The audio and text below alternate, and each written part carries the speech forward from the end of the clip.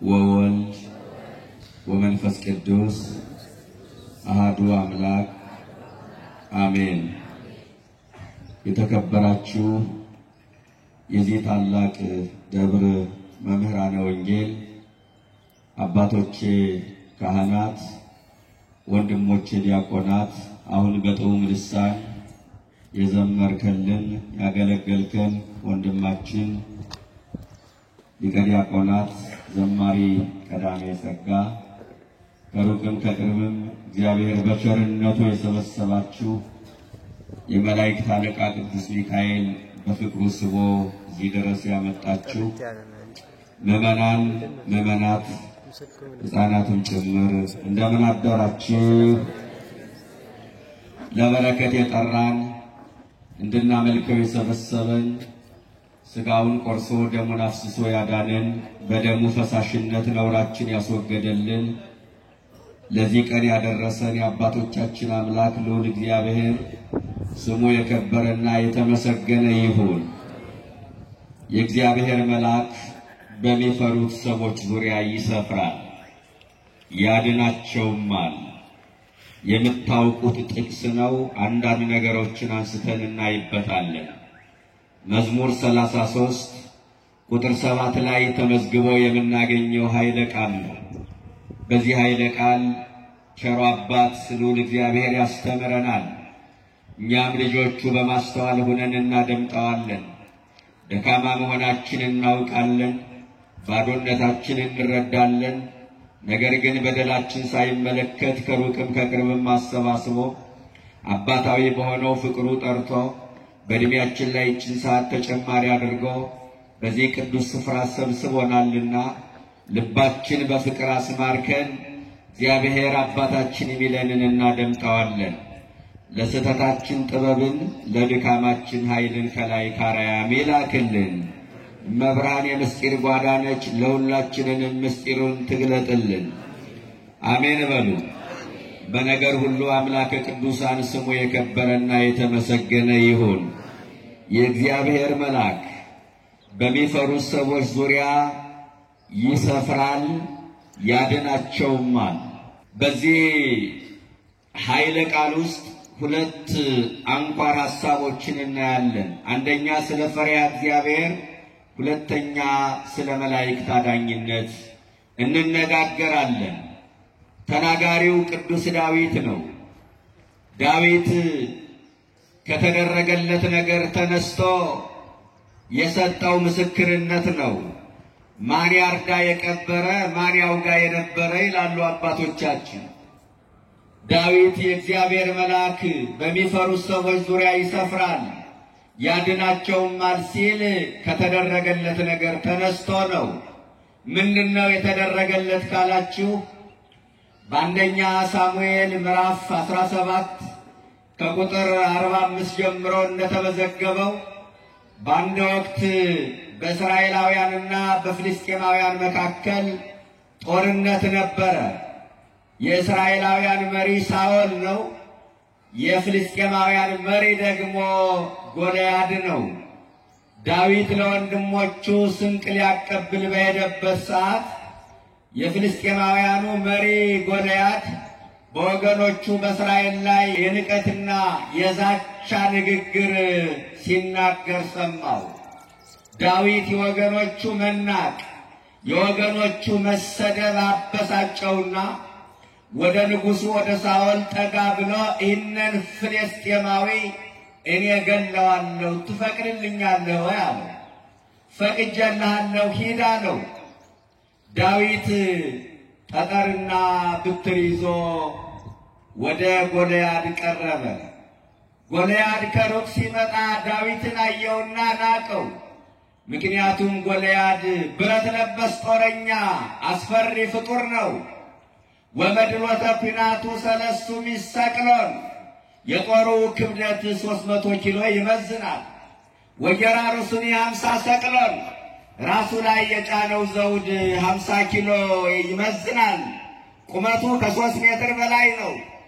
ዳዊት ደግሞ ታናሽ ብላቴና ነው። ብላቴናውን አየውና ናቀው።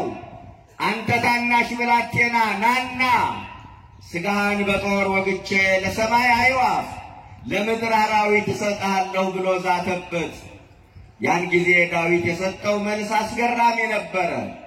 አንተ ትመጽሐቤ በኩናት ወበወልታ ወበሃት፣ አንተ በሰይፍ በጭሬ በጋሻ ትመጣብኛለህ። ዋነ መጽሐቤከ በስሙ ለእግዚአብሔር ጸባዖት ዘታየርኮ፣ እኔ ግን አንተ በተገዳደርከው በሕያው እግዚአብሔር ስም እመጣብሃለሁ አለው። በማን ስም? በእግዚአብሔር ስም እመጣብሃለሁ አለው። ይገርማል። እባካችሁ ወደ ጠላቶቻችሁ ስትሄዱ ስሙን ይዛችሁ ሂዱ። ምዕመናን በስሙ ተደገፉ፣ በስሙ እመኑ፣ ስሙን ጥሩ። እግዚአብሔርን ጠርቶ ያፈረ ማን ነው ይላል።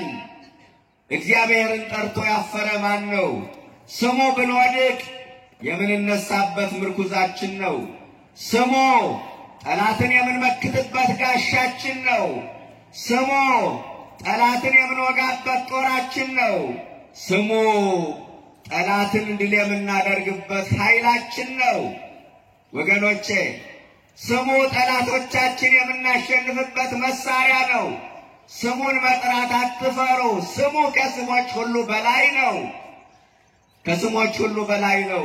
ዛሬ ስሙን መጥራት የሚያሳፍራቸው ብዙ ሰዎች አሉ።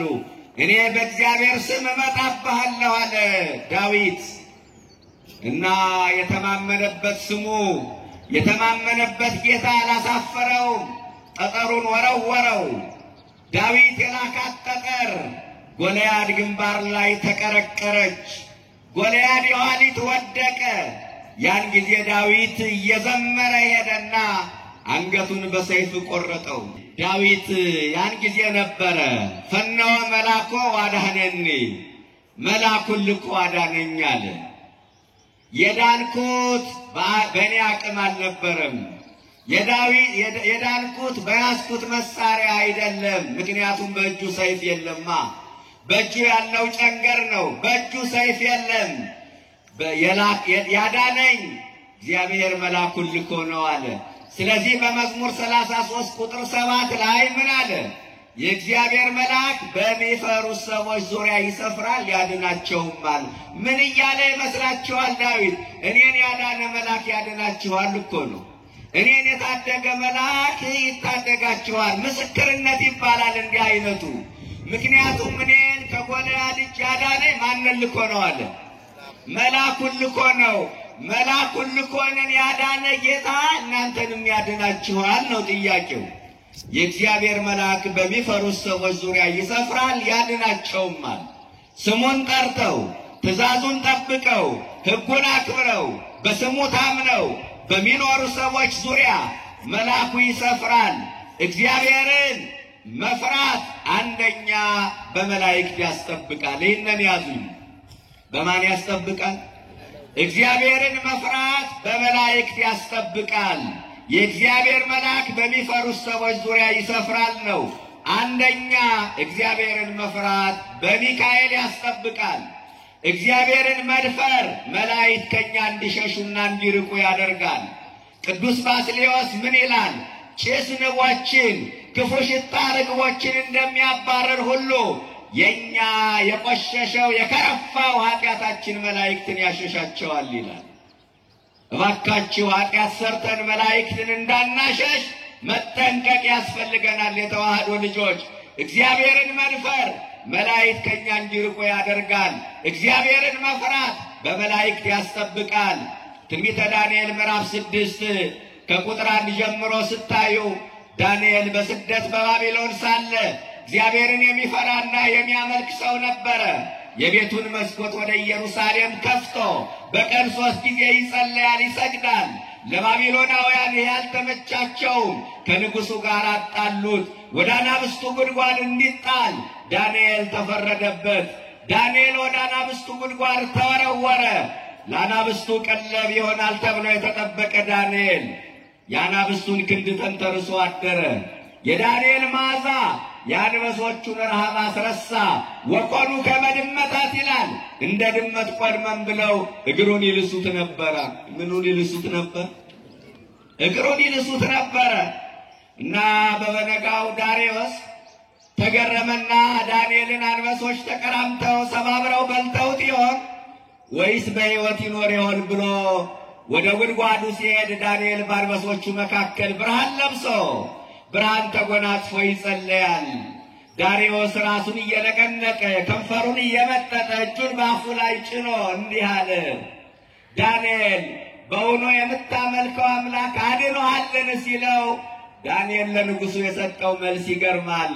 ንጉሥ ሆይ በአንተና በእግዚአብሔር ፊት ቅንነት ተገኝቶብኛልና እግዚአብሔር መልአኩን ልኮ የአንበሶቹን አፍ ዘጋልኛል። እየሰማችሁ ነው ምዕመናን? እግዚአብሔርን መፍራት በማን ያስጠብቃል? በመላእክት ያስጠብቃል። ከአናብስቱ መንጋጋ ከጠላት መንጋጋ ይታደጋል። አንደኛ እግዚአብሔርን መፍራት በመላእክት ያስጠብቃል። ሁለት ነገሮችን ነው የምናየው በዚህ ትምህርት ውስጥ ብያችሁ የለ። አንደኛ ስለ ፈሪሃ እግዚአብሔር፣ ሁለተኛ ስለ መልአኩ አዳኝነት። ሁለተኛ እግዚአብሔርን መፍራት መመኪያ ነው ይላል። ማንን መፍራት? እግዚአብሔርን መፍራት ምንድነው ምዕመናን? መመኪያ ነው። ፈሪሃ እግዚአብሔር ምኩቱ ይላል ሲራክ። በመጽሐፈ ሲራክ ምዕራፍ 1 ቁጥር 11 ላይ እግዚአብሔርን መፍራት መመኪያ ነው ይላል። ሰው የሚያስመካው ነገር ብዙ ነው። አንዳንዱ ገደል የሚገባ መኪናው፣ አንዳንዱ የሚወድመው ንብረቱ፣ አንዳንዱ የሚደረመሰው ቤቱ ያስመካዋል። አንዳንዱ የሚፈነገለው ወንበሩ፣ አንዳንዱ የሚሻር ስልጣኑ፣ አንዳንዱ የሚያልፍ እውቀቱ፣ አንዳንዱ የሚረግፍ ውበቱ ያስመካዋል።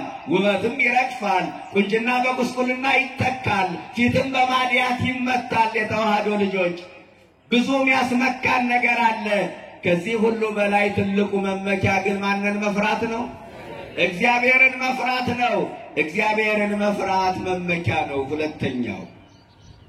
ሶስተኛ ፈሪሃ እግዚአብሔር አክሊለ ሐሴቱ ይላል ሲራክ ይቀጥልና እግዚአብሔርን መፍራት የደስታ አክሊለ ሐሴት የደስታ ዘውድ ነው፣ ያስከብራል፣ ሞገስ ይሆናል። ፈሪሃ እግዚአብሔር ሐሴተ ልቦቱ እግዚአብሔርን መፍራት ለልብ ደስታ ይሰጣል፣ ጭንቀትን ያስወግዳል ይላል። ይቀጥልና ፈሪሃ እግዚአብሔር በትር መንፈሳዊት እግዚአብሔርን መፍራት መንፈሳዊ ብትር ናት። ጠላት ዲያብሎስን የምናባረርባት ብትር ናት ይላል። ልብ በሉ፣ እግዚአብሔርን መፍራት በማን ያስጠብቃል? በመላእክት ያስጠብቃል። እግዚአብሔርን መፍራት መመኪያ ነው። እግዚአብሔርን መፍራት የልብ ደስታ ነው። እግዚአብሔርን መፍራት መንፈሳዊ ብትር ናት ካለ በኋላ በጣም የሚደንቀኝ ቃል ፈሪሃ እግዚአብሔር ያነውህ መዋዕለ አለ። እግዚአብሔርን መፍራት እድሜ ይጨምራል። ምን ይጨምራል? እግዚአብሔርን መፍራት እድሜ ይጨምራል። እግዚአብሔርን መፍራት ምን ያሳጥራል? እድሜን ያሳጥራል። እግዚአብሔርን መፍራት እድሜ ይጨምራል። ምዕመናን እባካችሁ እግዚአብሔርን ደፍረን እድሜያችንን እንዳያጥር እንጠንቀቅ። ዛሬ የምናየው ነገር ይሄ ነው። እግዚአብሔርን የማንፈራ ሰውን የምንፈራ፣ እግዚአብሔርን የማናፍር ሰውን የምናፍር፣ በሰው ፊት ፈርተን የምናገለግል እግዚአብሔርን የምንደፍር ሰዎች እንኖራለን። ክርስቲያኖች እግዚአብሔርን መድፈር ከእሳት ጋር እንደመጫወት አድርጋችሁ ሰዱት። አይሆንም። ዛሬ እግዚአብሔር የሚደፈርበት ዘመን ነው። ፈሪሃ እግዚአብሔር ከሰዎች አእምሮ የጠፋበት ዘመን ነው። ፈሪሃ እግዚአብሔር ከሰዎች ልብ ውልቅ ብሎ የጠፋበት ዘመን ላይ ደርሰናል። እንዲህ ይላል በዚህ በትንቢተ ሚልክያስ ምዕራፍ 1 ቁጥር 6 ላይ በጣም የሚደንቀኝ ኃይለ ቃል ነው። በእውኑ ስሜን የምታቃልሉ የእስራኤል ልጆች ሆይ ይላል በነቢዩ በሚልክያስ ተገብቶ እግዚአብሔር እንዲህ ይላል፣ ልጅ አባቱን ሎሌ ጌታውን ያከብራል። እስቲ ቃል ተናገሩት ምዕመናን። በጣም ደስ የሚለኝ ቃል ነው። ልጅ አባቱን በሉ እስቲ፣ ሎሌ ደግሞ ጌታውን ያከብራል። አባት ከሆንኩ ክብሬ ወዴት ነው? ጌታስ ከሆንኩ መፈራቴ ወዴት ነው አለ። አባት ከሆንኩ ምን ወዴት ነው? ክብሬ ወዴት ነው? ጌታስ ከሆንኩ መፈራቴ ወዴት ነው አለ። ያ ዘመን ፈሪሃ እግዚአብሔር የጠፋበት ዘመን፣ ሰዎች ለጣዖት የተገዙበት ዘመን፣ ለኃጢአት የተገዙበት ዘመን፣ ለኃጢአት ለከንቱ ምኞት የተገዙበት ዘመን፣ ፈሪሃ እግዚአብሔር ከሰዎች ልብ የጠፋበት ዘመን ስለነበረ ጌታ ከሆንኩ መፈራቴ ወዴት ነው አለ። እባካችሁ እግዚአብሔርን እንደ አባትነቱ እናክብረው፣ እንደ ጌትነቱ እንፍራው። እግዚአብሔር እኮ አባት ነው ምዕመናን፣ እንደ አባትነቱ ሊከበር ይገባል። በተለይ እኛ እኮ እንደኛ ያለ እድለኞች ማን አለ? እግዚአብሔር የሁሉ አምላክ ነው ቢያመልኩትም ባያመልኩትም። እግዚአብሔር የሁሉ ፈጣሪ ነው ቢያምኑበትም ባያምኑበትም። እግዚአብሔር ግን የሁሉ አባት መሆን አይችልም። አባትነቱ ለማን ብቻ መሰላችሁ? ለኛ ብቻ እኮ ነው። በጥምቀት ለተወለድን ለኛ ብቻ አባ አባ ብለን የምንጠራበት የልጅነት ስልጣን የተቀበልን እኛ ብቻ እኮ ነን ምዕመናን። የአባትነቱንም መግቦት የምናገኝ እኛ ብቻ ነን። ሊቃውንት እንደነገሩን እግዚአብሔር ዓለምን በሶስት ነገር ያስተዳድረዋል አሉ። በስንት ነገር? ዓለምን በሶስት ነገር እግዚአብሔር ይመግበዋል። በፈጣሪነቱ መግቦት፣ በንጉስነቱ መግቦት፣ በአባትነቱ መግቦት። የፈጣሪነቱ መግቦት ምን መሰላችሁ? አሁን በምድር ላይ ያለውን ቁሳዊ ነገር ማግኘት፣ ዝናብ ማግኘት፣ አየር ማግኘት፣ ፀሐይ ማግኘት፣ በምድር ላይ ያለውን አጠቃላይ ቁሳዊ ነገር ማግኘት የፈጣሪነቱ መግቦት ይባላል። ይሄ ከክርስትና ውጭ ላሉት ሰዎች አይቋረጥባቸውም። አንዳንዶቻችን እንጀራ የሚሰጠን ኦርቶዶክስ ስለሆነ አይደለም፣ ዳቦ የሚሰጠን የኦርቶዶክስ ልጆች ስለሆነ አይደለም፣ ስለፈጠረን ነው። ስለፈጠራቸው ብቻ ያኖራቸው ህዝቦች እግዚአብሔር አሉ።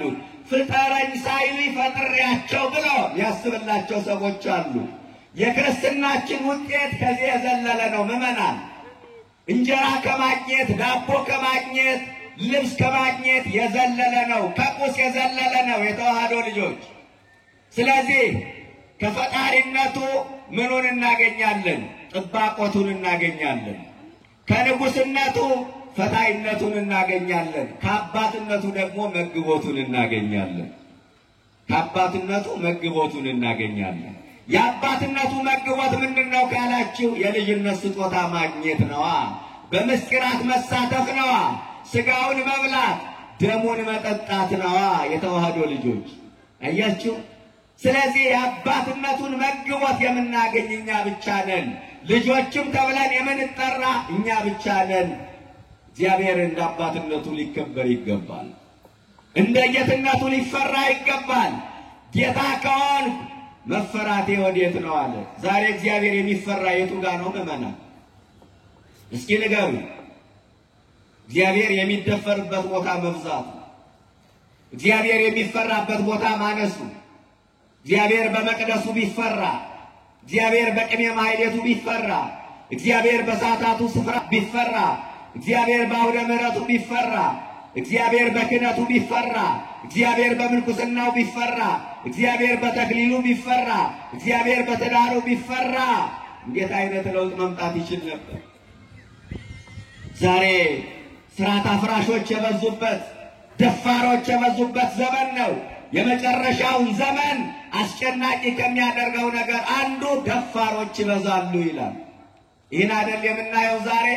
በስጋዬ ይቀስፈኛል በነፍሴ ይፈርድብኛል ብለው ማሰብ የማይችሉ ፈሪሃ እግዚአብሔር የሌላቸው ሰዎች ከላይ እስከ ታች ከሊቅ እስከ ደቂቅ የበዙበት ዘመን ላይ ደርሰናል።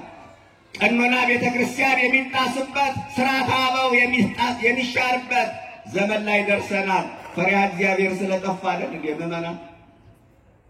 ደፋሮች የበዙበት ዘመን። ወይትን ስትዛንበሩ አበው አባቶች ያስቀመጡልን የደንበር ምልክት አታፍርስ ይላል። ደንበር የሚፈርስበት ዘመን አይደል እንዴ? ለምን ካላችሁ ፈሪሃ እግዚአብሔር ከላይ እስከ ታች ስለጠፋ ነው፣ ሌላ አይደለም። ፈሪሃ እግዚአብሔር የጠፋበት ዘመን፣ ሕይወት የሚቀጠፈው የንጹሐን ደም የሚፈሰው ከትውልዱ አይምሮ ፈሪሃ እግዚአብሔር ስለጠፋ አይደል እንዴ? ጥላቻን ያረገዘ ለበቀል የሚሮጥ ትውልድ፣ ወንድም ወንድሙን ለመግደል ቀን የሚጠብቅ ትውልድ የበቀለው ፈሪሃ እግዚአብሔር ስለጠፋ አይደል እንዴ? አንገት እየቆረጠ እጅ እየቆረጠ ዋንጫ እንደበላ የሚጨፍር ትውልድ የመጣው ፈሪሃ እግዚአብሔር ከትውልዱ ስለጠፋ አይደል እንዴ? ዳቦ በልተው ያልጠገቡ ቦርቀው ያልጠገቡ ሕፃናት ለአሞራ ምሳ ለጅብ ራት የሆኑት ፈሪሃ እግዚአብሔር ከትውልዱ ስለጠፋ አይደል እንዴ? አባት ከሆን ክብሬ ወዴት ነው? ጌታስ ከሆን መፈራቴ ወዴት ነው አለ። እግዚአብሔርን እንደ ጌትነቱ ልንፈራው ይገባል። እግዚአብሔርን መድፈር ዕድሜ ያሳጥራል። እግዚአብሔርን መፍራት ዕድሜ ይጨምራል። እስኪ እግዚአብሔርን የፈሩ ሰዎች ዕድሜያቸው ምን ያህል እንደረዘመ አንድ ማሳያ ልንገራችሁ። ሁለተኛ ነገሥት ምዕራፍ 20 ከቁጥር 1 ጀምሮ በዛን ወራት ሕዝቅያስ እስከ ሞት ደርሶ ታመመ ይላል። እስከ ምን ደርሶ? ምዕመናን እግዚአብሔርን መፍራት ምን ያህል ዕድሜ እንደሚጨምር ነው። አሁን ወደ ህመሙ ከመሄደ በፊት ሕዝቅያስ ግን ማን ነው የሚለውን ጥቂት ላንሳ፣ ምን አይነት ስምና እንዳለው። ሁለተኛ ነገሥት ምዕራፍ 18 ከቁጥር 1 ጀምሮ በይሁዳ ከነገሱ ነገስታት መካከል አንዱ ሕዝቅያስ ነበረ። 13ኛው ንጉስ ነው። የነገሰው በ25 ዓመቱ ነው። በንግስና የኖረው ለ29 ዓመት ነው። እና በይሁዳ የነገሱ ነገስታት አብዛኞቹ መልካሞች አልነበሩ። ይህ ሰው ግን የሚታወቀው በመልካምነቱ ነው። እስኪ መልካምነቱን እናንሳ። በዚህ በጠቀስኩላችሁ ክፍለ ምዕራፍ ተዘርዝሯል። ሁለተኛ ነገሥት 18 ከቁጥር 1 እስከ 6 ድረስ። አንደኛ የሕዝቅያስ መልካምነት ምንድነው ካላችሁ፣ በእግዚአብሔር ፊት ቅን ነገርን አደረገ ይላል። በማን ፊት? ምዕመናን። ቅንነት ለብዙዎች አይሳካላችሁ። ከቅንነት ይልቅ ጠማምነት የሚቀናቸው፣ ከመልካምነት ክፋት የሚታያቸው ብዙ ሰዎች በምድራችን ላይ አሉ። ኢትዮጵያ የመከራው ድማ የሆነችው የደም መሬት የሆነችው ቅንነት ስለጠፋ ነው። ቀና አመለካከት ያላቸው ሰዎች ቁጥራቸው እየቀነሰ በመምጣቱ ነው ሀገር ምስቅልቅል ላይ የወደቀችው። አባቱ ዳዊት በዘመኑ ሁሉ ቅን ነገርን እንዳደረገ አባቱ ዳዊት በዘመኑ ሁሉ ቅን ነገርን እንዳደረገ እሱም በእግዚአብሔር ፊት ቅን ነገር አደረገ ይላል። የሕዝቅያስ መታወቂያው አንዱ ቅንነት ነው። ቅን ለመሆን መድኃኔዓለም ይርዳል። ሁለተኛ የሕዝቅያስ መልካምነቱ ምንድነው ካላችሁ፣ በይሁዳ ምድር ጣዖታትን ያጸዳ ንጉሥ ነው። የይሁዳን ምድር ከጣዖት አምልኮ ያጸዳ መሪና ንጉሥ ነበረ። ከሱ በፊት የነበረው አባቱ በነገሰበት ዘመን ጣዖታቱ በየኮረብቶች ቆመው ነበረ እና ሕዝቅያስ ስልጣኑን ሲጨብጠው በእኔ አመራር ዘመንም አለ እግዚአብሔር እኔን ባስነሳበት ዘመን፣ እግዚአብሔር እኔን በቀባበት ዘመንማ በምድሬ ላይ የጣዖት አምልኮ አይኖርም አለ። በምድሬ ላይ ጣዖት አይነግስም፣ በሀገሬ ላይ በከተማዬ ላይ ጣዖት አይቆምም አለ። ይገርማል። እዛው ላይ ተጽፏል። ምን ይላል መሰላችሁ? ጣዖታትን አስወገደ፣ ሐውልቶችን ቀለጣጠመ፣ የማምለኪያ ዐፀዶችን ቆረጠ ይላል። በአባቱ ዘመን የቆሙ ጣዖታት በሱ ዘመን ተወገዱ። በእውነት በሀገራችን የቆሙ ጣዖታትን የሚያስወግዱ መሪዎችን እግዚአብሔር ያድልን። ብዙ ጣዖታት ቁሟል። አሁን ሀገርን ለጉስቁልና የዳረገ ለዋይታ ለሰቆቃ ያበቃ ሀገርን ለምስቅልቅልነት ያበቃ ጣዖት ቆሟል። ይህ ጣዖት ካልተወገደ ምድሪቱ ሰላም አታገኝም። ይህ ጣዖት ካልተሰበረ ኢትዮጵያ በሰላም መኖር አትችልም። የልዩነት ጣዖት ቆሟል። የዘር ጣዖት ቆሟል። ይህ ጣዖት መሰበር መቻል አለበት። እንዲህ ካልሆነ ከባድ ነው። ምዕመናን፣ የዚህ ሰው መልካምነት የይሁዳን ምድር ከጣዖት አምልኮ ያጸዳ ነው። ሶስተኛው የሕዝቅያስ መልካምነት ምንድነው ካላችሁ፣ በእስራኤል አምላክ በእግዚአብሔር ታመነ ይላል። በማን ታመነ? መተማመኛውን እግዚአብሔር ያደረገ ሰው ነበረ ሕዝቅያስ። መተማመኛው ማን ነበረ? እግዚአብሔር ነበረ። አንዳንዱ መተማመኛው ስልጣኑ ነው። አንዳንዱ መተማመኛው ዕውቀቱ ነው። አንዳንዱ መተማመኛው ጉልበቱ ነው። አንዳንዱ መተማመኛው ሀብቱ ነው። አንዳንዱ መተማመኛው ወገኑ ነው። እገሌ እያለ ምን ሆናለሁ ሚል ሰው አለ። እሱ እያለ ግን ብዙ ነገር ሆነናል። እገሌ እያለ ማን ይነካኛል ብሎ የተማመነበት ሰው ራሱ ይነካዋል። ልጆቼ እያሉ ምን ሆናለሁ ብሎ በልጆቹ የሚተማመን ሰው አለ። እግዚአብሔር ግን ከሱ በፊት ልጆቹን በሞት ይወስዳል። ምእመናን በሰው የሚታመን ርጉም ነው ይላል ነብዩ።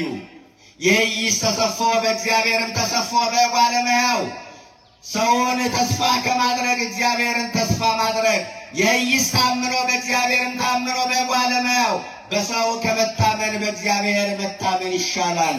መተማመኛችን ማን ይሁን? ምእመናን እግዚአብሔር ይሁን እንጂ እግዚአብሔርን መተማመኛ አድርጎ አንዳንድ ጊዜ እኮ ከነችግራችን ለምን እንደምንቆይ ታውቃላችሁ? በእግዚአብሔር መታመኑን እናቆምና በሰዎች መታመን ስንጀምር አይናችን ከእግዚአብሔር ላይ አንስተን በሰዎች ላይ ስናሳርፍ በእግዚአብሔር ላይ መመካቱን አቁመን በሰዎች ስንመካ የተደገፍናቸው ጣዖታት እስኪሰበሩ ድረስ እግዚአብሔር ከነችግራችን ያቆያል። አያችሁ፣ አንዳንድ ጊዜ እንደዛ እኮ ነው። የተደገፍናቸው ጣዖታት የተማመንባቸው ሰዎች እስኪሰበሩ ድረስ እግዚአብሔር ከነችግራችን ከነህመማችን ያቆየናል። የሕዝቅያስ መልካምነት አንደኛ መተማመኛው ማን ነበረ? እግዚአብሔር ነበረ። ቁጥር 6 ላይ ሌላው የሕዝቅያስ መልካምነት ምንድነው ካላችሁ ከእግዚአብሔር ጋር ተጣበቀ ይላል። ከማን ጋር ተጣበቀ? አንዳንዱ ከዘሩ ጋር ይጣበቃል፣ አንዳንዱ ከስልጣኑ ጋር ይጣበቃል። ሕዝቅያስ ከማን ጋር ተጣበቀ? ከእግዚአብሔር ጋር ተጣበቀ። እግዚአብሔርም ከሱ ጋር ነበረ ይላል። ወገኖች ሕዝቅያስ ከእግዚአብሔር ጋር ተጣበቀ፣ እግዚአብሔር ከሱ ጋር ደግሞ ነበረ። እግዚአብሔር ከሱ ጋር የሆነለት ደግሞ መልካም ነው። ምንም ነገር አይኖራችሁ፣ እግዚአብሔር ከእናንተ ጋር ካለ በቂ ነው። ምእመናን አይመስላችሁ? ድንግል ማርያም ከእናንተ ጋር ካለች በቂ ነው። መልአኩ ሚካኤል ከእናንተ ጋር ካለ በቂ ነው። እግዚአብሔር ከሱ ጋር የሆነለት ሰው የወደቀ ቢመስለውም ይነሳል። ተስፋ የቆረጠ ቢመስለውም ተስፋ ይታደስለታል። ምእመናን የደከመ ቢመስለውም ይበረታል። እግዚአብሔር ከሱ ጋር ነበረ ይላል። ቁጥር 6 ላይ ደግሞ ምን ይላል? ሌላው የሕዝቅያስ መልካምነት ምንድነው ካላችሁ እግዚአብሔር ለሙሴ የሰጠውን ትእዛዛት ጠበቀ ይላል። ትእዛዛቱን የሚጠብቅ ሰው ነበረ። አሁን ይህ ንጉሥ ፈተና ገጠመው። መተማመኛውን እግዚአብሔር ያደረገ ከእግዚአብሔር ጋር የተጣበቀ ቅን ነገርን ያደረገ ሕዝቅያስ በይሁዳ ምድር ጣዖታትን ያጸዳ ሕዝቅያስ ፈተና ገጠመው። አንዳንድ ጊዜ እኮ እንደዚህ ነው ምእመናን፣ ፈተና ገጠመው ሕዝቅያስን። አንዳንድ ጊዜ እኛ እንዲህ እንላለን፣ ይህ ሁሉ ፈተና፣ ይህ ሁሉ በደል፣ ይህ ሁሉ ስቃይ፣ ይህ ሁሉ ፈተና በሕይወት የገጠመኝ እግዚአብሔርን ምን አድርጌው ነው ብላችሁ አስባችሁ አታውቁም? ሕዝቅያስ ምን አድርጎ ነው የተፈተነው? ምን አድርጎ ነው ሕዝቅያስ የተፈተነው? ቅኖቹ ይፈተናሉ፣ መልካሞቹ ይፈተናሉ። ፈተና የሚመጣው ለኃጥአን ብቻ አይደለም፣ ለጻድቃን ነው። እንዲያውም በጻድቃን ላይ ፈተና ይበዛል። ምእመናን ግን ከፈተና በኋላ ድል አለ፣ ክብር አለ። ዘንበለ መከራ ይትረከብ ጸጋ። ያለ ፈተና ጸጋ የለም፣ ያለ መከራ ዋጋ የለም። ልዩ ልዩ ፈተና በደረሰባችሁ ጊዜ እንደ ደስታ ቁጠሩት የተባለው ለምን ይመስላችኋል? ፈተናው ክብርን በረከትን ይዞ ስለሚመጣ ነው። የክብርን አክሊል ስለሚያቀዳጅ ነው። ፈተና ገጠመው። ፈተናው ሰናክሬም ነበረ። እሱን ልተው፣ ጊዜ አይበቃንም። ሁለተኛውን ፈተና ልንገራችሁ። ነቢያት ሐሰት ወደ ቤተ መንግስቱ ገቡ፣ ወደ ሕዝቅያስ ቤተ መንግስት እና ሕዝቅያስን እንዲህ አሉ። ትንቢተ ኢሳይያስ ምዕራፍ 14 ቁጥር 7 ላይ ድንግል ትጸንሳለች፣ ወንድ ልጅ ትወልዳለች የሚለውን ንባብ አንብበዋል ሕዝቅያስ አሉት። እየሰማችሁኝ ነው? አዎ አላቸው። ድንግል የተባለች እኮ ኢየሩሳሌም ናት። ወንድ ልጅ የተባልከው እኮ አንተ ነህ አሉት። ያን ጊዜ ሕዝቅያስ ድንግል የተባለች ኢየሩሳሌም እንዳልሆነ ያውቃል። ወንድ ልጅ የተባለው እሱ እንዳልሆነ ጥንቅቅ አድርጎ ያውቃል። የእግዚአብሔርን ክብር ግን ለማን ወሰደ? ለራሱ ወሰደና አዎን የነኝ አለ። በእግዚአብሔር ላይ ተገዳደረ። እግዚአብሔርን ራሱን በእግዚአብሔር ቦታ ላይ ያስቀመጠ። ነቢያት ሐሰት ትናንትና ነበሩ፣ ዛሬ ብቻ አይደለም ያሉት። ያሁኖቹ በጣም አይናቸውን በጨው ታጥበው የመጡ ናቸው። ሳይላኩ ተልከናል፣ ሳይታያቸው ታይቶናል። መንፈስ ቅዱስ በእነሱ ላይ ሳያርፍ ሳይኖር መንፈስ በእኛ ላይ ነው የሚሉ በደጋጉ ነቢያት ስም የሚጠሩ ነውረኛ ነቢያት፣ የመንደር ነቢያት፣ የቻናል ነቢያት ምድራችን ላይ እንዳሸን ፈልተዋል። በተለይ በኢትዮጵያ ምድር በውሸተኛ ነቢያት የስንት ሰው ትዳር ፈረሰ። በውሸተኛ ነቢያት የስንት ሰው ሕይወት ገንዘብ ተመዘበረ። በውሸተኛ ነቢያት ስንት እህቶቻችን ከክብር አነሱ። በውሸተኛ ነቢያት ስንቱ ወገናችን የሌለበትን በሽታ ተሸክሞ ወደ ቤቱ መጣ። እንዲህ አይነት ነውረኛ ነቢያት ኢትዮጵያ ላይ በዙ። በሚያሳዝን መልኩ አንድ ነገር ልንገራችሁ። በኢትዮጵያ ምድር አሁን የምናያቸው እነዚህ ነውረኛ ነቢያት፣ ጋጠወጥ ነቢያት ቁጥራቸው እየበዛ ከመጣ እግዚአብሔር የለሽ ትውልድ ይፈጠራል። እርግጠኛ ሆኜ የምነግራችሁ ሃይማኖት የሌለው ትውልድ፣ ግብረ ሰዶም የሆነ ትውልድ፣ ክደቱን ስልጣኔ አድርጎ የሚቀበል ትውልድ ይመጣል። እሴት ይጠፋል፣ ወግ ባህል ይጠፋል። ኢትዮጵያ ላይ አያያዛቸው ሁሉ በጣም ያሳዝን ነው። አንዳንድ ጊዜ ሰው መሆናቸውን ሁሉ የረሱ እስኪመስሉ ድረስ የሚያወሩት ነገር የምንሰማው ነገር ዘግናኝ ነው። ከአጋንንት ጋር ህብረት የፈጠሩ አጋንንትን እናወጣለን እያሉ አጋንንትን የሚያቆራኙ ሰውን እንደ እንስሳ አጋድመው የሚረግጡ የሚያጨበጭብላቸው ህዝብ ፈጥረዋል። እግዚአብሔር ይወቅ። ለምን እንዴት ብሎ መመርመር ያቃተው ትውልድ ተፈጠረ። ወንዘ ይጠበቡ አብዱ ይላል ቅዱስ ጳውሎስ።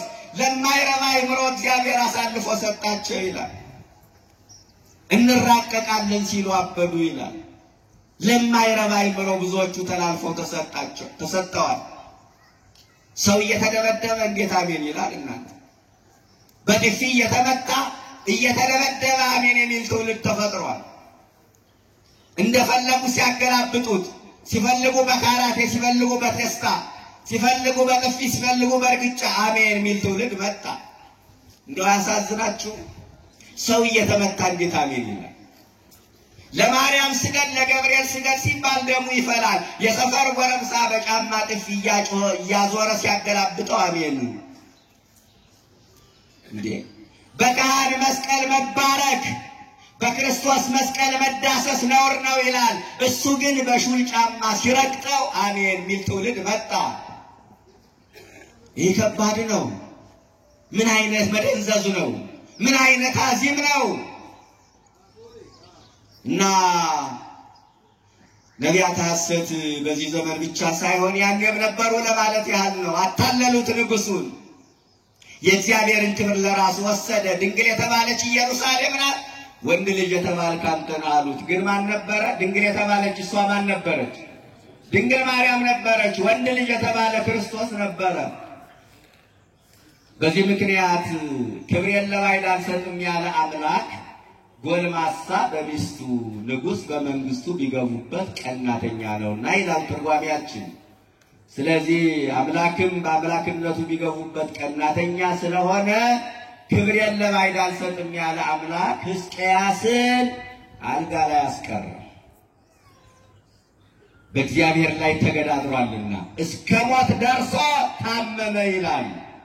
ከዛ በኋላ ኢሳይያስ ወደ ሕዝቅያስ መጣና እንዲህ አለው፣ ትሞታለህ እንጂ በሕይወት አትኖርምና ቤትህን አስተካክል አለው። እስቲ ሁላችሁም ይህን ቃል ተናገሩ። ትሞታለህ እንጂ በሕይወት አትኖርምና ቤትህን አስተካክል። ታሞ የተኛ ሰው የሚናፍቀው ድምፅ አይዞህ ትድናለህ ነው። ታሞ የተኛ ሰው የሚናፍቀው ድምፅ እግዚአብሔር ይማርህ ነው። ታሞ የተኛ ሰው የሚናፍቀው ድምፅ ምሕረቱን ይላክልህ ነው። ታሞ የተኛ ሰው የሚናፍቀው ድምፅ አይዞህ ቁመህ ትራመዳለህ፣ ከአልጋህ ላይ ትነሳለህ ነው። ሕዝቅያስ ግን ምን ተባለ? አልጋው ላይ እንዳለ ትሞታለህ እንጂ በሕይወት አትኖርምና ቤትህን አስተካክል። እኖራለሁ ባላችሁበት ሰዓት ትሞታላችሁ ብትባሉ፣ ይሻለኛል ብላችሁ ባሰባችሁበት ሰዓት ዋጋ የለህም ብትባሉ ምንድነው የሚሰማችሁ ምዕመናን?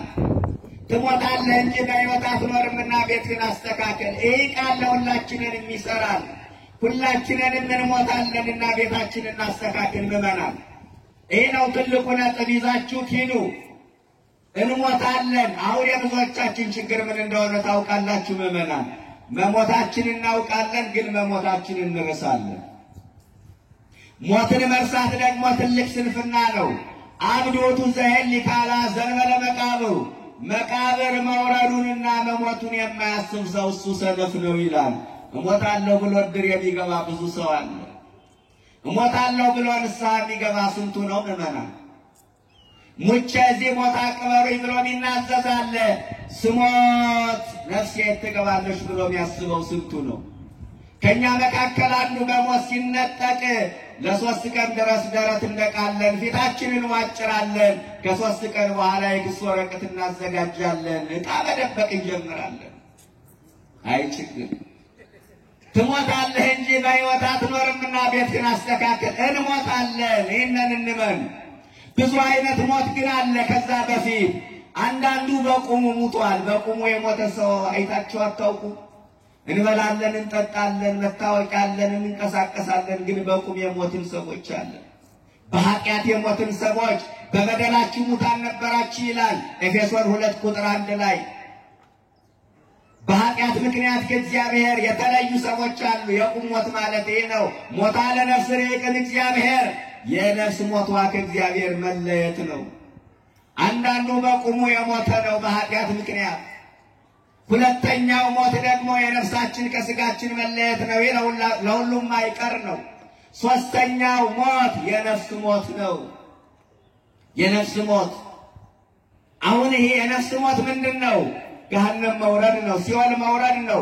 ጉሮሮአችን እስኪደርቅ ምንጮኸው ንስሐ ግቡ የምንለው መልካም ስራ ስሩ የምንለው ይሄ ሞተ ነፍስ እንዳይገጥመን ነው። ዘላለማዊ የሆነው ሞተ ነፍስ እንዳይገጥመን ነው። አቅማችን በፈቀደልን መጠን ምንጮኸው ምዕመናን። ስለዚህ ሞተ ነፍስ እንዳይገጥመን ስንቅ ልንቋጥር ይገባናል። ሩቅ ሀገር የሚሄድ ሰው ስንቅ ይቋጥራል። ቢርበው ሊበላ፣ ቢጠማው ሊጠጣ። እኛ ሩቅ ወደ ተባለ ወደ ሰማይ ሀገር እንጓዛለን። ስንቅ ቋጥራችኋል? የነፍስ ስንቅ አላችሁ? ስጋውን በልታችኋል? ደሙን ጠጥታችኋል? ምዕመናን ስጋው ደሙ ከተቀበላችሁ ስንት ዓመት ሆናችሁ? እስኪ ያልተቀበላችሁበትን ዘመን ወደ ኋላ መለስ ብላችሁ ቁጠሩት። ክርስቲያን ከስጋው ደሙ ከራቀ የሚፈልገው የኃጢአት ልምምድ አለ። ክርስቲያን ከስጋው ደሙ ከራቀ የሚጠብቀው የኃጢአት ቀጠሮ አለ ማለት ነው። አለበለዚያ ከክርስቶስ ጋር እንዳንኖር የሚከለክለን ነገር የለም። እንጾማለን፣ እንጸልያለን፣ አስራት እናወጣለን፣ ገዳም እንሄዳለን፣ ብዙ በጎ ስራ እንሰራለን። የነገሮች መደምደሚያ የጌታን ስጋና ደም መቀበል ነው። አለበለዚያ መልካም ስራዎቻችን ሁሉ ማረጋገጫ የሌላቸው የሂሳብ ሰነዶች ነው የሚሆኑብን። በልጅነታችሁ ትቆርቡ የነበራችሁ ልጆቻችሁን ልታቆርቡ ትመጣላችሁ። እነሱ ሲበሉ እናንተ ትራባላችሁ። ጀርባችሁን ለማዕዱ ትሰጣላችሁ። እስከ መቼ ነው ከዚህ ማዕድ ብንሸሸው? የነፍስ ስንቅ አላችሁ፣ ቋጥራችኋል። የንስሐ ስንቅ ቋጥራችኋል። የሥጋ ወደሙ ስንቅ ቋጥራችኋል። ሶስተኛው የነፍስ ሞት ነው። ትሞታለህ እንጂ በሕይወት አትኖርምና ቤትህን አስተካክል። ይገርም ቃል። ቤትህን አስተካክል ምን ማለት ነው? ቤትህን አስተካክል ማለት በፎቅ ላይ ፎቅ ደርብ ማለት አይደለም። ቤትህን አስተካክል ማለት ዕቃውን በየአይነቱ ደርድር ማለት አይደለም። ቤትህን አስተካክል ማለት ሕይወትን አስተካክል ማለት ነው። ምዕመናን ያልተስተካከለ ሕይወት ካለ እባካችሁ ይስተካከል። ኃጢአት ያጎበጠው ሕይወት እኮ አለ። በደል ያቆሸሸው ሕይወት እኮ አለ። ሁለተኛው ቤትህን አስተካክል ማለት ቤተሰቦችህን አስተካክል ማለት ነው። ምዕመናን ማንን አስተካክል? ቤተሰቦችን። እኔና ቤቴ እግዚአብሔርን እናመልካለን ሲባል እኔና ጣሪያውና ግድግዳው ማለት ግን አይደለም። ቤተሰቡ ይስተካከል። ያልተስተካከለ ቤተሰብ ያላችሁ ሰዎች ትኖራላችሁ። አንዳንድ ጊዜ ጓዳችን ባቢሎን ይሆናል፣ ይደበላለቃል። በአንድ ቤት ውስጥ ሃይማኖቱን ያልቀየረ ሰው ካለ በዚህ ዘመን የታደለ ሰው። አንዱ ኦርቶዶክስ ነው፣ አንዱ መናፍቅ ነው። አንዱ አማትቦ የሚበላ ነው፣ አንዱ አይኑን ጨፍኖ የሚበላ ነው፣ አንዱ ደግሞ ከሁለቱም የሌለበት ነው፣ እንዳገኘ ጠቅልሎ የሚጎርስ ነው። ያልተስተካከለ ቤተሰብ አለ። ልጆቻችሁ የቀና ሃይማኖት የጸና ምግባር እንዲኖራቸው መንፈሳዊ ቅርጽ እንዲይዙ ድርሻችሁን ተወጡ። ለልጆች ስነ ምግባር ማማርም ሆነ መበላሸት መሰረቱ ቤተሰብ ነው። በሚጸልይ ቤተሰብ ውስጥ ያደገ ልጅ የጸሎት ሰው ይሆናል። ጠዋት ከእንቅልፉ ተነስቶ እጆቹን ለጸሎት ይዘረጋል፣ እግሮቹ ወደ ቤተ መቅደስ ያመራሉ። ስነ ምግባር በሌለው ቤተሰብ ውስጥ ያደገ ደግሞ የቤተሰቡን ጠባይ መውረሱ አይቀርም።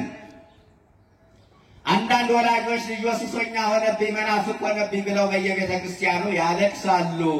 ግን ቤትህን አስተካክል። በማስተካከል ምን ያህል ድርሻችሁን ተወጣችሁ ነበር? እዚህ ጋር ነው ጥያቄው። ምን ያህል ድርሻችሁን ተወጣችሁ ነበር? ቤትህን አስተካክል። አንዳንዶቻችን የሰው ቤት አስተካክለናል፣ የኛ ቤት ግን አልተስተካከለም። ቤት የተባለ ሕይወታችን አልተስተካከለም።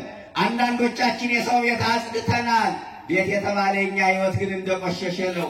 አንዳንዶቻችን የሰው ቤት ሰርተናል፣ ቤት የተባለ የኛ ሕይወት ግን አልተሰራም። መንፈሳዊ ቤት ለመሆን ተሰሩ አለ ጴጥሮስ። እባካችሁ እንሰራ። እንግዳ ሲመጣ እንደቆሸሸ ቤታችሁ ትቀበሉታላችሁ? ምዕመናን ቤታችሁን አጽድታችሁ ጠርጋችሁ ቄጠማ ጎዝጉዛችሁ ምንጣፍ አንጥፋችሁ አይደል የምትቀበሉት? መድኃኔዓለምን ያህል ትልቅ እንግዳ ቤት ወደ ተባለ ሕይወታችን ሲመጣ እንደቆሸሸ ነው የምንቀበለው። ካህን ካየ ቆይቷል። ራሴን እስኪ ለካህን ላሳየው በሉ። ቤትህን አስተካክል አለ። እንዲህ ብሎት ሄደ። ከዛስ ሕዝቅያስ አልጋ ላይ እንዳለ ይህንን ሲሰማ ፊቱን ወደ ግድግዳው አዞረ። ወደ ምን አዞረ? ከቃሉ ጋር ናችሁ? ፊቱን ወደ ምኑ አዞረ? ፊቱን ወደ ግድግዳው አዞረ። ወደ ምስራቅ መለሰ ፊቱን። ከዛ አልጋ ላይ እንዳለ እንባውን አፈሰሰ። እግዚአብሔር ሆይ ይቅር በለኛል፣ ለንስሐ ጊዜ ስጠኝ፣ ያለ ጊዜ አትቅሰፈኝ፣ አጥፍቻለሁ፣ በድያለሁ፣ ይቅር በለኛል። እንባውን አፈሰሰ። ወዲያው ኢሳይያስ ገና ከቤተ መንግሥት ሳይወጣ ከከተማው አደባባይ ሳይደርስ የእግዚአብሔር ቃል ወደ ኢሳይያስ መጣ። ኢሳይያስ ኢሳይያስ ያወዳጀ ሕዝቅያስ ተጸጽቷል፣ ንስሐ ገብቷል። ወመኑ መሐሪ ዘከማከ ለቅዱስ ያሬድ፣ በእውነት እንደ እግዚአብሔር ያለ ይቅር ባይ ቸር ማን አለ? ሄድና ሕዝቅያስን ትሞታለህ የሚለውን ቃል ተወውና ትኖራለህ ብለህ ንገረዋል። ከዛ ኢሳይያስ ወደ ሕዝቅያስ መጣ። አልጋ ላይ እንዳለ እንዲህ ብሎሃል እግዚአብሔር አለው። ምን አለኝ አለው? እንባህን አይቻለሁ። እስቲ ቃል ተናገሩ ምዕመናን። እንባህን አይቻለሁ በሉ እስቲ። በጣም የምስራች ያለበት ቃል ነው። እንባህን አይቻለሁ፣ ጸሎትህን ሰምቻለሁ፣ እፈውስሃለሁ። በሦስተኛው ቀን ወደ እግዚአብሔር ቤት ትወጣለህ፣ በዕድሜ ላይ 15 ዓመት እጨምርልሃለሁ አለ። ስሙ የተመሰገነ ይሁን። አያችሁ፣ እንባህን አይቻለሁ። ኧረ መድኃኔዓለም እንባችን ተመልክቶ በቃችሁ ይበለን። የፈሰሰው እንባ አይበቃም። ዋይታው ሰቆቃው ብዙ ነው። ምድራችን በእንባ ታጥባለች። ሰው ያላየውን እንባ እግዚአብሔር ያያል። እንባችን ተመልክቶ በእውነት በቃችሁ ይበለን። እንባህን አይቻለሁ አለ እግዚአብሔር። እንባን ያያል ምዕመናን፣ ለእንባ ዋጋ ይሰጣል። እንባና ውሃ መለየት ያቃታቸው ሰዎች በበዙበት ዘመን፣ የፈሰሰው እንባ ማያስጨንቃቸው ግድ የለሾች በበዙበት ዘመን፣ እንባ የክረምት ጎርፍ የሚመስላቸው ክፉዎች በበዙበት ዘመን እግዚአብሔር ለእንባ ዋጋ ይሰጣል። እንባን ያያል። እግዚአብሔር ለእንባ ዋጋ ይሰጣል። እግዚአብሔር ውቅያኖስን በአንድ አፍታ መሻገር ይችላል። አንድ ጠብታ እንባ ግን መሻገር አይችልም። በኃያላን ማይሸነፍ እግዚአብሔር በእንባ ይሸነፋል። እንኳን መድኃኔዓለም ክፉ ሰው በእንባ ይሸነፋል። እንባችን አቅም አለው፣ ጉልበት አለው። የአንድ የራሔል እንባ ነው ለ600,000 እስራኤላውያን ከግብፅ መውጣት ምክንያት የሆነው። እግዚአብሔር እንባን ያያል። ምዕመናን እንባን አይቻለሁ። እግዚአብሔር የሚያየው እንባ ምን አይነት እንባ ነው ካላችሁ ግን በዋናነት በኃጢአታችን የምናለቅሰውን እንባ ያያል። አሁን ብዙዎቻችን እናለቅሳለን። አውደ ምሕረቶች አንዳንድ ጊዜ በእንባ ይሞላሉ፣ መቅደሱ በእንባ ይርሳል። ግን ብዙዎቻችን የምናለቅሰው ስላጣነው ነገር ነው፣ ስለጎደለን ነገር ነው፣ ስለተጨነቅንበት ነገር ነው። ህመማችን ከሐኪም በላይ ሲሆን፣ በትዳራችን ሰላም ስናጣ፣ ዙሪያው ገደል ሲሆንብን እናለቅሳለን።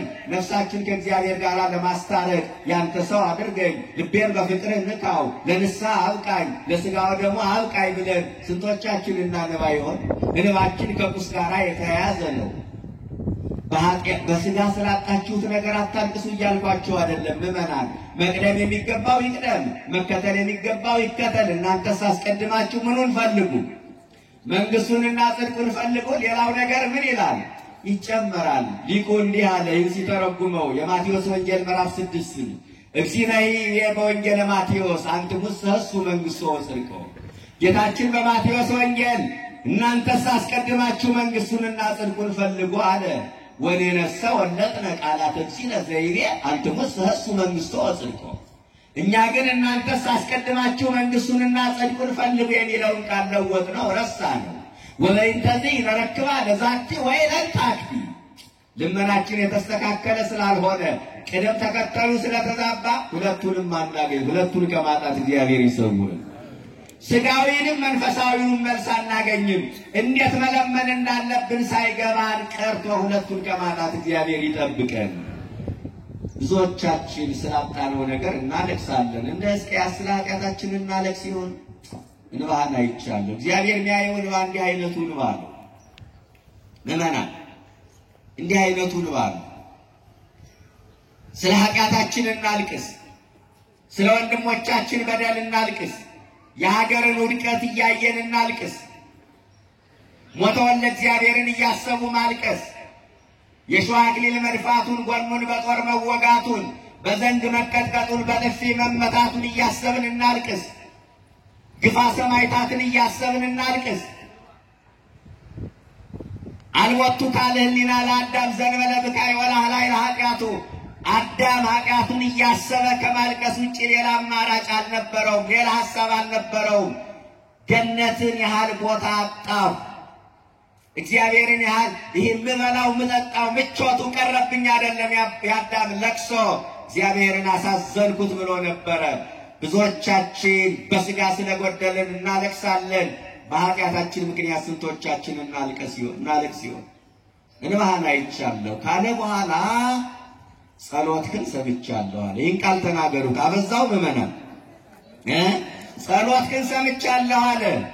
ለሰው ልጅ ጸሎት ተሰምቶልሃል የሚለውን ቃል ከመስማት በላይ ምን የሚያስደስት ነገር አለ? ምዕመናን፣ እንደ ሀገር እንደ ቤተ ክርስቲያን የገጠመን ችግር አልፈታ ያለው ጸሎታችን ስላልተሰማ ይሆን? ጸሎትህን ሰምቻለሁ ካለ በኋላ ሶስተኛው የምስራች እፈውስሃለሁ አለ። ሕዝቅያስን የፈወሰ ጌታ እኛንም ይፈውሰን። ዛሬ ራሴን ወገቤን የማይል ማን ነው? ፈለጠኝ ቆረጠኝ ተዘጠዘኝ የማይል ማን ነው? ሐኪም ቤት የማይመላለስ መርፌ ማይወስድ ክኒን ማይወስድ በቀን 5-6 ሊትር ጸበል ማይጠጣ ማን ነው? በየሆስፒታሉ ወድቀው አልጋውን አጣበው ደማቸው አልቆ ሰውነታቸው ከላያቸው ላይ ርቆ ስጋቸው ከአጥንታቸው ጋር ተጣብቆ የሞት ቀን ረዝሞባቸው ምነው ሙተን ባረፍን የሚሉ ሰዎች የሉ? እግዚአብሔር ይፈውስልን። የሕዝቅያስ አምላክ የኛም አምላክ ነው። ከዛ በእድሜህ ላይ 15 ዓመት እጨምርልሃለሁ። እግዚአብሔርን መፍራት እድሜ ይጨምራል ነው ነጥቤ። ሕዝቅያስ ምንድነው መፍራቱ ካላችሁ፣ ተጸጽቶ ንስሐ መግባቱ ነው። ከዚህ በላይ እግዚአብሔርን መፍራት አለ? ሰው ንስሐ ከገባ አንዱ እግዚአብሔርን የመፍራት መገለጫ አይደል እንዴ? እግዚአብሔርን በመፍራቱ እድሜው ለካስ ንስሐ የእድሜ ማራዘሚያ መድኃኒት ነው እናንተ። እግዚአብሔርን መፍራት እድሜን ይጨምራል። ስንተኛ ነኝ? ታሪክ ሲበዛ ረሳችሁት አይደል? እግዚአብሔርን መፍራት በመላእክት ያስጠብቃል። እግዚአብሔርን መፍራት መመኪያ ነው። እግዚአብሔርን መፍራት ለልብ ደስታን ይሰጣል። እግዚአብሔርን መፍራት መንፈሳዊ ብትር ናት። እግዚአብሔርን መፍራት እድሜን ይጨምራል። ስንተኛ? 4 ወይስ 5? 5። መልካም እንዳላችሁት ይሁንላችሁ። ዋናው መከታተላችሁ ነው። አንዳንዴ ቁጥር እንኳን እናንተኛ ምን እንሰሳታለን። እዚህ ጋር ቁመንም የመጨረሻው እግዚአብሔርን መፍራት ለሹመት ያበቃል፣ ለክብር ያበቃል፣ ለእድገት ያበቃል፣ ለከፍታ ያበቃል፣ ለስልጣን ያበቃል። ኦሪት ዘፍጥረት ምዕራፍ 37 ባጭሩ የዮሴፍን ታሪክ ላሳያችሁ። ዮሴፍ በሀገረ ገዢው በጲጥፋራ ቤት ተቀጥሮ በሎሌነት ይሰራ ነበር እና ከዕለታት አንድ ቀን አይኑን ጣለችበት የባለስልጣኑ ሚስት። አይኗን ብቻ አይደለም አፍ አውጥታ ከኔ ጋር ተኛ አለችው። ወጣት ስለሆንኩ ዕድሜ ስለሚፈቅድልኝ አካባቢው ስለሚመች ፈቃዷን ልፈጽምና ከባርነት ነፃ ልውጣ፣ ኑሮዬን ላሸንፍ፣ ወደ ሀገሬ በሰላም ልግባ በሚል ሕሊናውን መሸንገል አልፈለገም። እንዴት በእግዚአብሔር ፊት ምን እሰራለሁ አለ፣ ኃጢአት እሰራለሁ አለ። የሚገርም ነው። ሌላ ቀን ዕቃ ቤት ገብቶ ልብሱን ሲያናፍስ ዕቃ ሲያስተካክል አዘናጋችና ዛሬ ሰው የለም ከኔ ጋር ትተኛለህ ስትል ልክ ነሽ፣ ሰው የለም እግዚአብሔር ግን አብሮን እንዳለ ይሰማኛል አለ። የሚገርም ነው። አይሆንም አለችው። አይሆንም አላት። ያዘችው። ልብሱን ትቶላት ሸሸ። ራቁቱን ሸሸ። በጸጋ ከመራቆት በልብስ መራቆት ይሻለኛል አለ። ጸጋዬ ከሚራቆት ከክብር ከምጎለው የኔ ልብስ ሊራቆት ይሻላል ብሎ ሸሸ ዮሴፍ። ለክብሩ ሸሸ፣ ለቅድስናው ሸሸ። የዘመኑ ወጣት በዝሙት የሚወድቀው ቁሞ ስለሚደራደር ነው መንገድ ላይ ሸሸ። ለክብሩ አልሰማትም። በጆሮው ሰምቷታል፣ በልቡ ግን አላደመጣትም። የዮሴፍ አለመስማት እስከ መጨረሻው አለመስማማት ነበር። እምቢ አለ። እምቢታው ከልብ የመነጨ ነው። ከአፍ አልነበረም። የመግደርደር አልነበረም። ከአንገት በላይ አልነበረም። ያንጀት ነበረ። አፍረቷን መሸከም ቢያቅታት ሊደፍረኝ ነው ብላ ነገር ገልብጣ እስር ቤት ከተተችው። የባለስልጣኑ ሚስት ስለሆነች በሐሰተኛ ዳኞች፣ በሐሰተኛ መስካሪዎች፣ በሐሰተኛ ከሳሾች ንጹሕ ዮሴፍ እስር ቤት ገባ። ዛሬ በሐሰተኛ ዳኞች፣ በሐሰተኛ መስካሪዎች፣ በሐሰተኛ ከሳሾች እስር ቤት የሚወረወሩ ሰዎች አሉ። ማሳያቸው ማን ነው ካላችሁ ዮሴፍ ነው። ወንጀለኛው ሰው ስላለው ከስር ይፈታል፣ ንጹሕ ሰው ስለሌለው እስር ቤት ይቀራል። ሰው ያለው ታሞ ይድናል፣ ሰው የሌለው ተፈንግሎ ይቀራል። ሰው ያለው ስራ ይይዛል፣ ሰው የሌለው ማስታወቂያ በወጣ ቁጥር አይኑን በማንከራተት ይኖራል። ዮሴፍ ታሰረ። የታሰረው እግሩ ነበረ። የህሊና እስረኛ አልነበረም። የህሊና እስረኛ ከመሆን እግዚአብሔር ይሰውረን። በእስር ቤት አልተወውም። እግዚአብሔር የእስረኞች አለቃ አደረገው። ህልም የመተርጎም ጸጋ ተሰጠው። ከዕለታት አንድ ቀን ሁለት የንጉሥ ሹመኞች ከዮሴፍ ጋር ታስረው ነበርና ተርጉምልን፣ ህልም አይተናል። ተረጎመላቸው። ሁለታችሁም ከእስር ቤት ነገ ትወጣላችሁ። አንተ ትሞታለህ በስቅላት፣ አንተ ደግሞ በንጉሡ ፊት ትሾማለህ። አዘክረኒ በቅድመ ፈርዖን እግዚእከ፣ በግፍ ታስሬያለሁና አሳስበኛለህ። ዮሴፍ እዚህ ጋር ወደቀ። የዮሴፍ ስህተቱ እዚህ ጋር ነበረ። በስደት ያሰበውን አምላክ ረሳ። ሞገስ የሆነውን አምላክ ረሳ። የእስረኞች አለቃ ያደረገውን አምላክ ረሳ። ከዝሙት ያዳነውን አምላክ ረሳ። ክብሩን የጠበቀለትን አምላክ ረሳ። ህልም የመተርጎም ጸጋ የሰጠውን አምላክ ረሳና ያንን ሰው ምን አለ? አስታውሰኛል። ዮሴፍ እስር ቤት አስታውሰኛለሁ፣ ግን ረሳው። የሚገርማችሁ ነገር ሰው እንዲህ አይደለ? ማን ያስበን? እሱ ቢያስበን አይሻልም? ሰው እኮ ረሳ። 2 ዓመት ረሳው። ከ2 ዓመት በኋላ ንጉሡ ህልም አለመ። ህልሙን ማን ይተርጉምልኝ ሲል ኧረ የረሳሁት ነገር አሁን ትዝ አለኝ አለ። የረሳሁት ነገር ትዝ አለኝ። ከዛሬ 2 ዓመት በፊት የኔን ህልም የተረጎመ ነበር። እንደተረጎመ ሆኖልኛል። እሱ ነው የሚፈታልህ። በሉ ገላውን አጥባችሁ፣ ጸጉሩን አስተካክላችሁ፣ ልብሱን ቀይራችሁ አምጡልኝ አላችሁ። ዮሴፍ ከእስር ቤት ወጣ። የንጉሡ ህልም ተረጎመ። ወአልቦ ዘይፈነፍደከ ዘእንበለ መንበረ መንግሥቴ፣ እኔ የምበልጥ በዙፋኔ ብቻ ነው የግብፅ ጠቅላይ ሚኒስቴር አድርጌ ሾሜሃለሁ አለ። ዮሴፍ የግብፅ ሀገረ ገዥ ሆነ። እግዚአብሔርን መፍራት ለምን ያበቃል? ለጠቅላይ ሚኒስትርነት ያበቃል፣ ለከፍታ ያበቃል፣ ለእድገት ያበቃል። እግዚአብሔርን መፍራት መልካም ነው። የእግዚአብሔር መልአክ በሚፈሩት ሰዎች ዙሪያ ይሰፍራል ያድናቸውማል። ሁለት ነገሮችን እናያለን ያደል ያልኳቸው በዚህ ርዕስ ስለ ፈሪሃ እግዚአብሔርና ስለ መላኩ ታዳጊነት፣ ስለ መላእክት ታዳጊነት 5 ደቂቃ ብቻ ታገሱና ትምህርት ልጨርስ። ወደ ሁለተኛው አረፍተ ነገር ልሸጋገር። የእግዚአብሔር መልአክ በሚፈሩት ሰዎች ዙሪያ ይሰፍራል። አንደኛ እግዚአብሔርን በሚፈሩ፣ ሁለተኛ ራሱን መልአኩን በሚፈሩ ስሙን ጠርተው ባሉን አክብረው ድርሳኑን አንበው መታሰቢያውን አድርገው በሚኖሩ ሰዎች ዙሪያ መልአኩ ይሰፍራል። ይሰፍራል ማለት ምን ማለት ነው? ምዕመናን ይሰፍራል። አንድ መልአክ ሰፈረ ይባላል ይባላል ወይ? ሰራዊት ሰፈረ ይባላል፣ ጭፍራ ሰፈረ ይባላል፣ ንጉሥ ሰፈረ ይባላል። አንድ መልአክ ሰፈረ ሲባል ዳዊት አንድና ብዙ ሳይገባው ቀርቶ ነው? ሩቅና ቅርብ ሳይገባው ቀርቶ ነው? የእግዚአብሔር መልአክ ይሰፍራል ማለት አንዱ ቦታ እዚህም እዛም ይገኛል ማለት ነው። በስቶ ይገኛል። አሁን በቅዱስ ሚካኤል ስም ምዕመናን በደንብ ይስሙኝ። በቅዱስ ሚካኤል ስም የተሰሩ ብዙ አብያተ ክርስቲያናት አሉ አይደለ?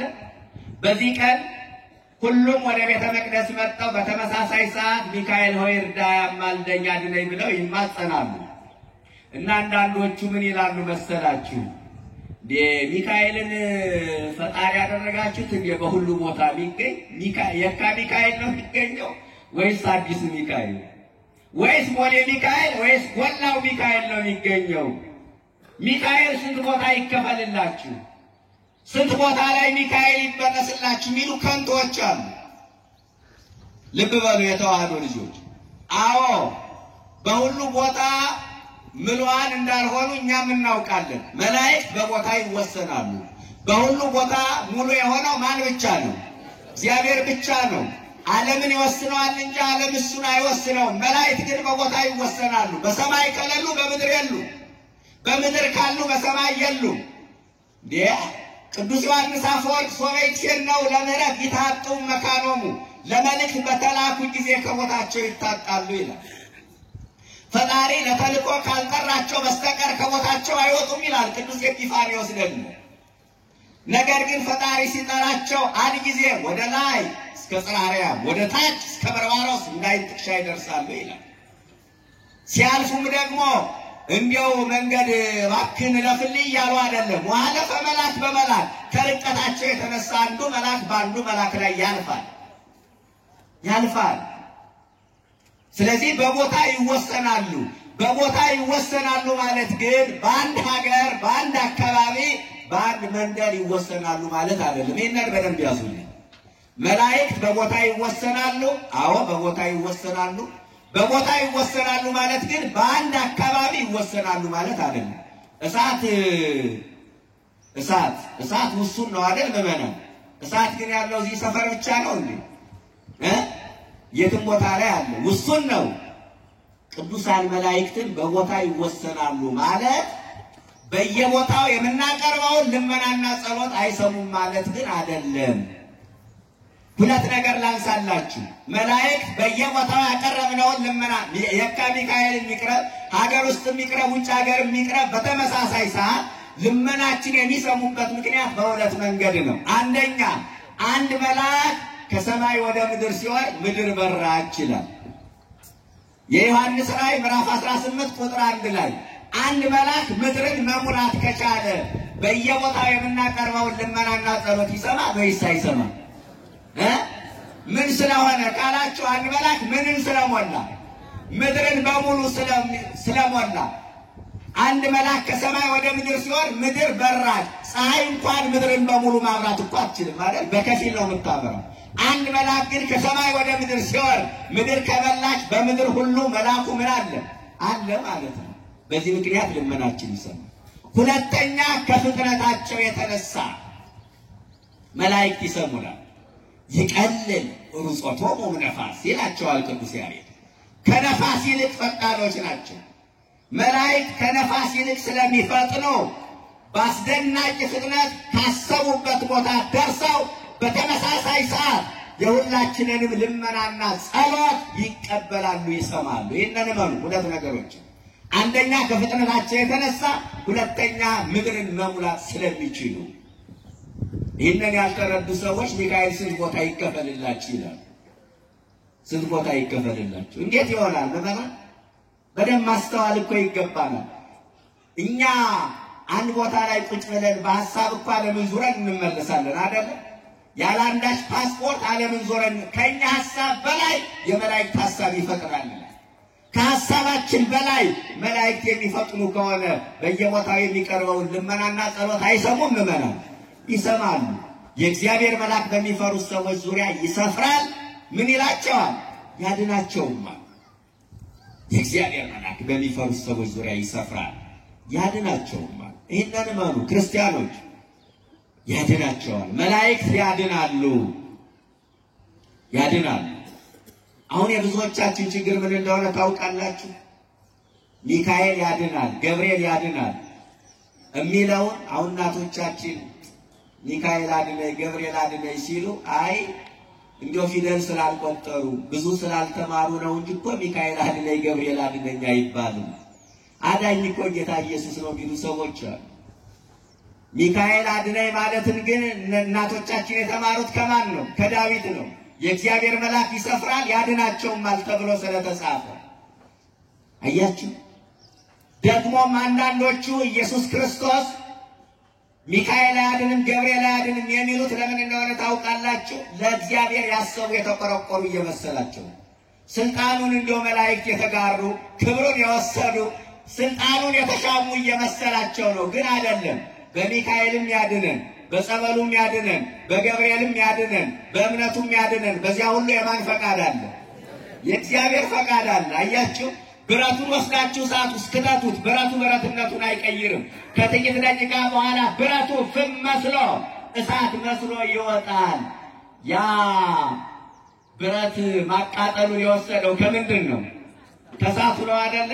መላእክትም እኮ ማዳኑን የወሰዱት ከእሳቱ ከመለኮቱ። ስለዚህ ሲፈልግ በመላእክት ያድናል፣ ሲፈልግ ያለ መላእክት ያድናል፣ ሲፈልግ በቀጥታ ያድናል፣ ሲፈልግ በተዘዋዋሪ ያድናል፣ ሲፈልግ በምክንያት ሲፈልግ ያለ ምክንያት እግዚአብሔር ማዳን ይችላል። የእግዚአብሔር መልአክ በሚፈሩት ሰዎች ዙሪያ ይሰፍራል ያድናቸውማል። ሌሎች ጥቅሶችን ልተዋቸው፣ እዚች ብቻ ላይ ቆይተናል። በቅዱስ ሚካኤል እንድናለን፣ ከችግሮቻችን መላቀቅ እንችላለን። ሁለት ነገሮችን አይተናል በዚህ ትምህርት። አንደኛ እግዚአብሔርን መፍራት በመላእክት ያስጠብቃል። እግዚአብሔርን መፍራት መመኪያ ነው። እግዚአብሔርን መፍራት ለልብ ደስታን ይሰጣል። እግዚአብሔርን መፍራት እድሜ ይጨምራል። እግዚአብሔርን መፍራት ለክብር፣ ለእድገት፣ ለከፍታ ያበቃል። ሁለተኛ መላእክት ያድናሉ። መላእክት አያድኑም የሚሉ ሰዎችን ለማየት ሞክረናል። በየቦታው ልመናችን አይሰሙም አይቀበልም ለሚሉ ሰዎች ሁለት መልስ ሰጠናል። በዚህ ሁሉ መላእክት እንዲያድኑን የረዳን የፈቀደልን የአባቶቻችን አምላክ ስሙ የተመሰገነ ይሁን። የቅዱስ ሚካኤል ተራዳይነቱ ምልጃው አይለየን። በቃል ኪዳኑ አምነን በምልጃው ተደግፈን ለመዳን ያብቃን። ንስሐ ገብተን ሥጋውን በልተን ክቡር ደሙን ጠጥተን የአባቶቻችን ከተማ የቅዱሳንን ርስት እንድንወርስ ቸር ለእግዚአብሔር